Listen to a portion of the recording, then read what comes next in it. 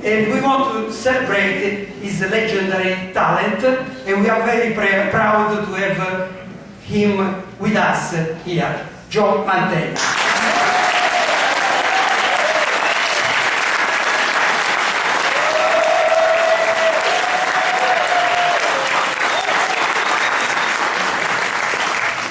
Joe, and thanks to be here with us at the Institute tonight.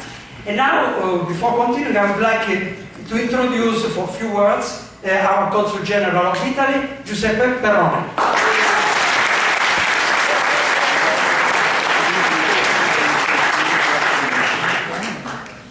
Well, there is a full house, as I can see. So, Joe, you are extremely popular also here at the Italian Cultural Institute. We are indeed very excited to be here to celebrate Joe's career and accomplishment. Joe, as you know, is a formidable actor whose career has been extremely long and extremely important, impressive. You can see it from the variety of the roles that you have played as a producer, as an actor, as a screenwriter, and as an actor playing so many roles different from one another in so many films in America, but also in Italy, in television series. So it's a great opportunity that we have here to celebrate you as an actor and to celebrate you as an Italian, because as Alberto was saying earlier, Joe is a very proud Italian, and someone who travels frequently, as you were saying also earlier, to Italy and to his native Puglia region. Puglia is a region that, as Alberto was saying, is an extremely, not only a beautiful region, a region that has an incredible variety of landscapes, of art, of traditions, but it's also one of the most dynamic regions at this time in Italy in terms of also economic opportunities. And it's a region that places a lot of emphasis on creativity. And that's why the link with Joe, here comes the link with Joe. It's a region where creativity is really very strong at this point in time, in every area basically, and there's a lot of there are many artists, many groups, a lot of things are happening in music, in art, in cinema, and visual arts, for that matter. And so that's a testament to a region that has always been very important for Italy. And also Puglia is the region that gave so much to Hollywood that if we only think of, his name is too long, but he's known as Rodolfo Valentino, he's from Puglia. And he came to Hollywood and he really embodied the essence of the Italian and the American dream, in much the same way that Joe does. So we're extremely excited to have you here and for you to be not just the star that you are, but the star of the night at the Italian Cultural Institute.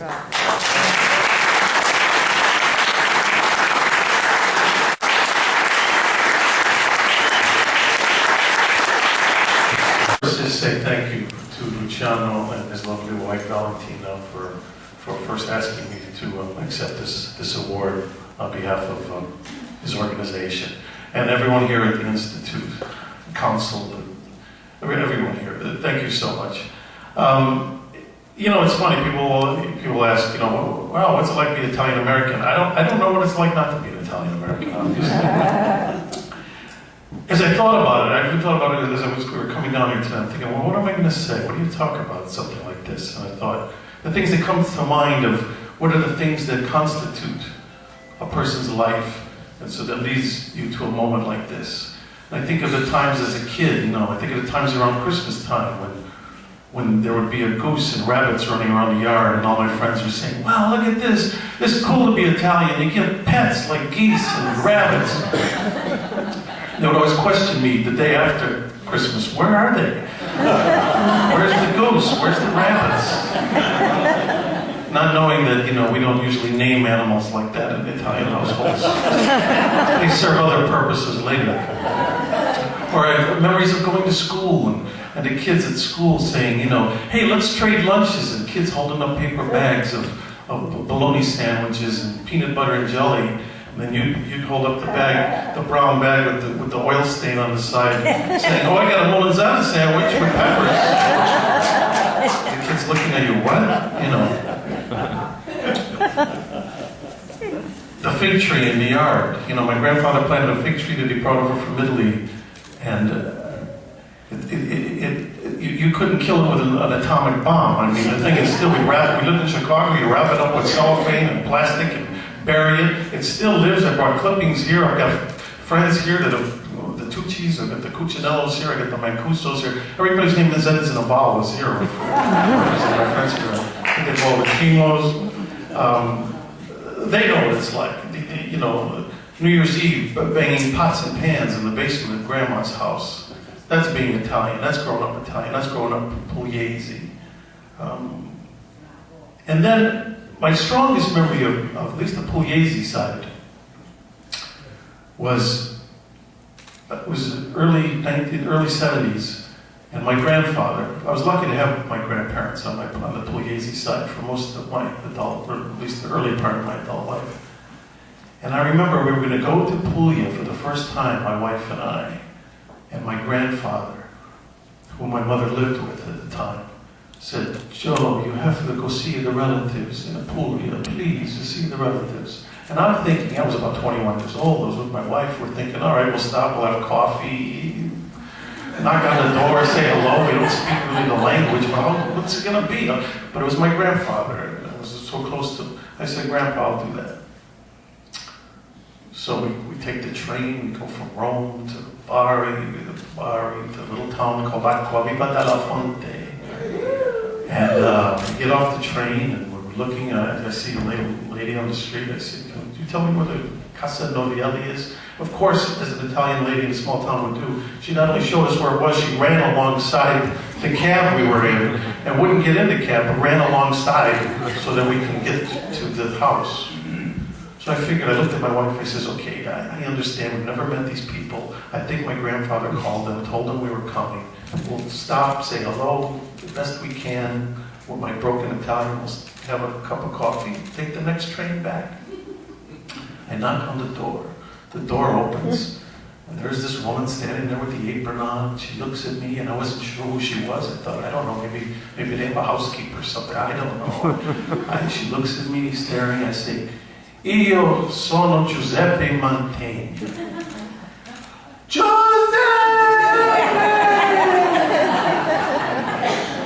This turns out to be my Mama Lino, as we came to know and love her. We stayed there 12 days.